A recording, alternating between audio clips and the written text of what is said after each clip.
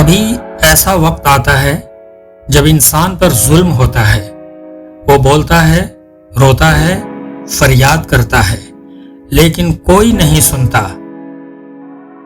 پھر ایک لمحہ آتا ہے جب مظلوم خاموش ہو جاتا ہے، خاموش لیکن ہارا ہوا نہیں، بلکہ اللہ کی عدالت میں اپنی عرضی ڈال چکا ہوتا ہے،